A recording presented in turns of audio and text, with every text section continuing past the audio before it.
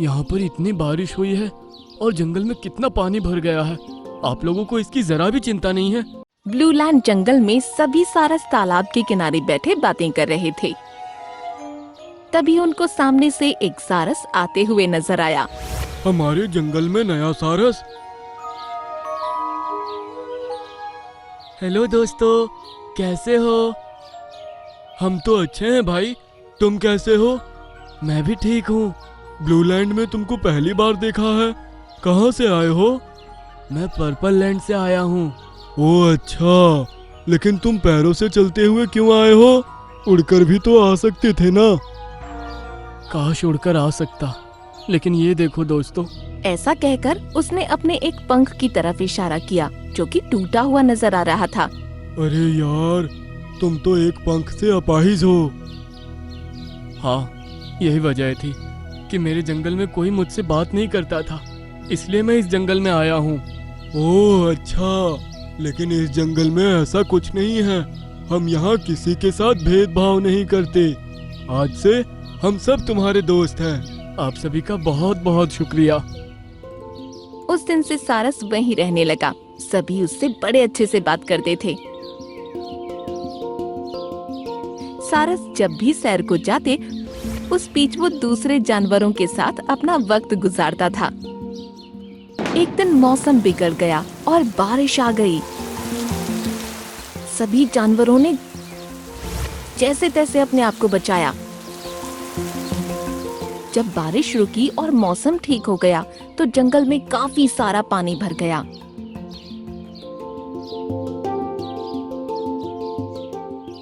यहाँ पर इतनी बारिश हुई है और जंगल में कितना पानी भर गया है। आप लोगों को इसकी जरा भी चिंता नहीं है? बारिश से पानी भर गया है तो उसमें हम क्या कर सकते हैं? 2 दिन में अपने आप उतर जाएगा। सारस ने जितने जानवरों से भी इस बारे में बात की, उसको इसी तरह के जवाब मिले। अब उसको यकीन हो गया था कि जंगल में सभी जानवर बहुत लापरवाह हैं। अगले दिन वो सुबह सवेरे नदी किनारे गया और उसने अकेले ही खुदाई का काम शुरू किया।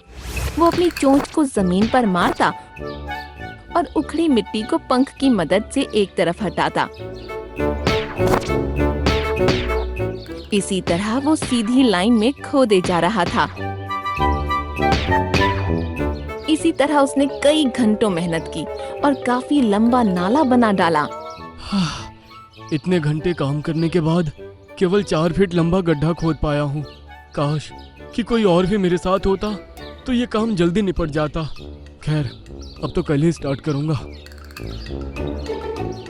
तभी मोटू गैंडे की नजर उस पर पड़ी। ये तो एक नंबर का पागल है। अभी इसकी बेवकूफी के बारे में पूरे जंगल को बताता हूँ।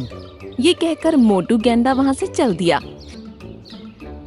फिर अपाहिज सारस भी तालाब के किनारे पहुँच गया। अरे सारस भाई, आखिर तुम थे कहाँ? रोजाना तो तुम हमें यहीं पर मिलते हो।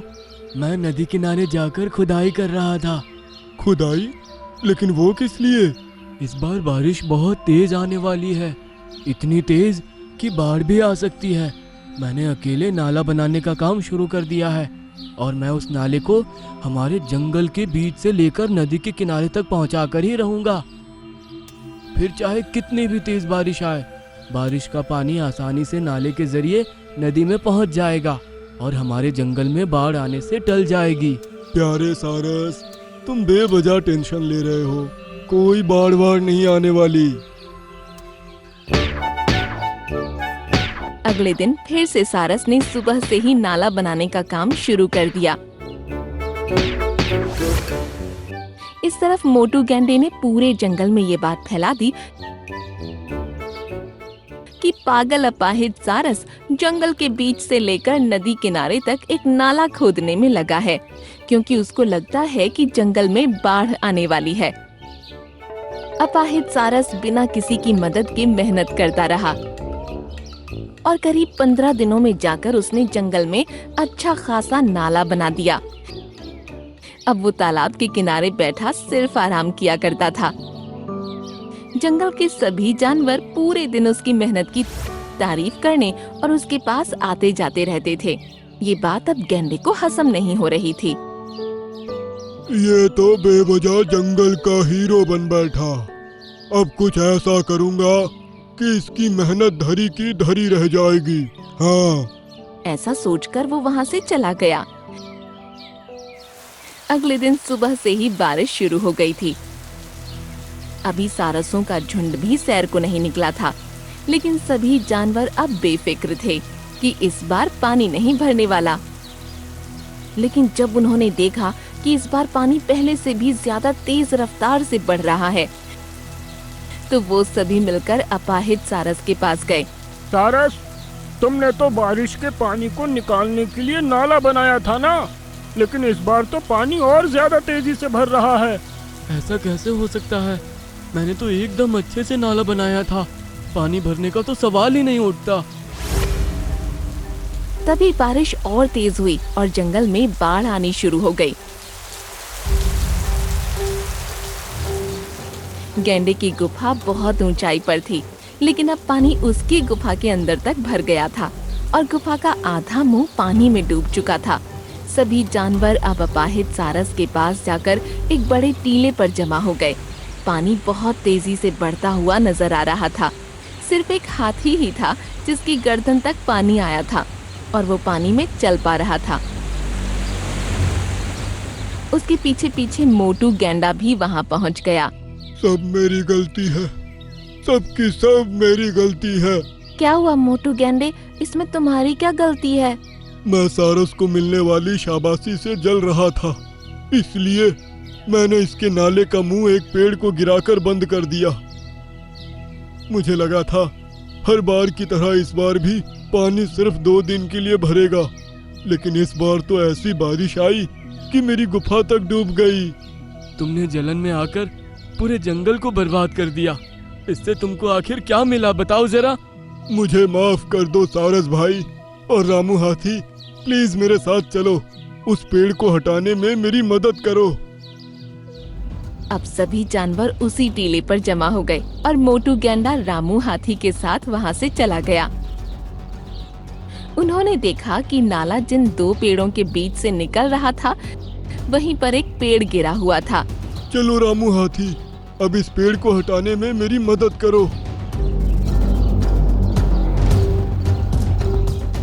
रामू हाथी और गैंडे ने मिलकर उस पेड़ को जैसे ही हटाया, पानी का तेज बहाव नाले से होता हुआ नदी से जा मिला। कुछ ही देर में जंगल का सारा पानी नदी में उतर गया और सभी जानवर ये देखकर खुश हो गए। रामू हाथी और मोटू गैंडा फिर से वहीं पहुंचे।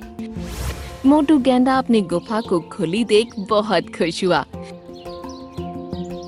सभी जानवर सारस के पास जमा हुए और उसके अनुमान की सभी ने तारीफ की। मुझे माफ कर दो सारस भाई, अब से मैं किसी से जलन नहीं रखूंगा। तुम नहीं होते तो आज हमारा जंगल नष्ट हो जाता। कोई बात नहीं गेंडे भाई। उसके बाद सभी जानवर जंगल की सफाई में लग गए। उस दिन के बाद कई बार बारिश हुई, लेकिन कभी भी जंगल में पानी नहीं भरा और अपाहिज सारस पूरे जंगल का चहेता जानवर बन गया। हे भगवान, अगर तूने मुझे सारस बनाया था तो मुझे भी और सारसों की तरह 2 पंख क्यों नहीं दिए? मैं अपने साथियों के साथ उड़ नहीं पाता, ना ही वो मुझे अपने साथ रखना पसंद करते हैं। अपाहिज सारस और जादुई चिड़िया। एक जंगल में सभी पशु पक्षी बड़े प्यार से रहा करते थे। उस जंगल में एक बहुत खूबसूरत तालाब भी था, जिस पर सभी जानवर पानी पीने के लिए आया करते थे। सारसों का एक झुंड भी सुबह और शाम वहां आता था।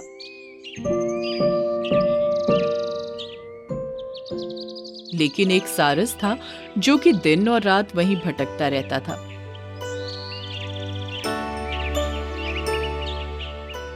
हे भगवान, अगर तूने मुझे सारस बनाया था तो मुझे भी और सारसों की तरह 2 पंख क्यों नहीं दिए? मैं अपने साथियों के साथ उड़ नहीं पाता, ना ही वो मुझे अपने साथ रखना पसंद करते हैं। इससे अच्छा तो मुझे खरगोश ही बना देता, कम से कम तेज भाग तो सकता था। तभी एक हरा तोता वहां आता है। मिंकू सारस, मुझे तुम्हारी मदद की जरूरत है। ऐसी मुसीबत में सिर्फ आप भी मेरी मदद कर सकते हैं। आखिर बात क्या है? तुम कहाँ से आई हो? मैं पड़ोस के जंगल से आई हूँ। मैंने सुबह ही एक अंडा दिया था, लेकिन बदकिस्मती से मेरा अंडा घोंसले से लुढ़क कर एक ऐसे गड्ढे में गिर गया है जो कि बहुत बारीक और गहरा है। क्या तुमने उसको निकालने की कोशिश नहीं की? मैंने और जंगल के कई जानवरों ने कोशिश की, लेकिन वो गड्ढा बहुत ही बारीक है, उसमें किसी का हाथ नहीं जा पा रहा। लेकिन तुम अपनी चोंच की मदद से उसको निकाल सकते हो। मैं बहुत खुशी से तुम्हारे साथ चलने के लिए तैयार होता, लेकिन शायद तुमको पता नहीं कि मैं एक पंख से अपाहिज हूँ, उड़ नहीं सकता।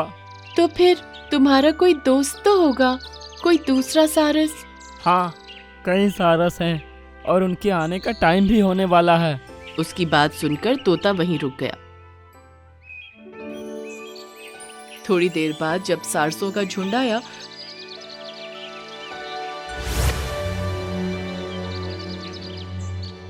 तो उस तोते ने सभी से मदद के लिए कहा। तुम्हारा जंगल तो बहुत दूर है, हम में से कोई वहाँ नहीं जाना चाहेगा। मेरा अंडा अगर उसी गड्ढे के अंदर फूट गया तो मेरा बच्चा उसी में पड़ा पड़ा मर जाएगा। प्लीज आप में से कोई मेरे साथ चलिए।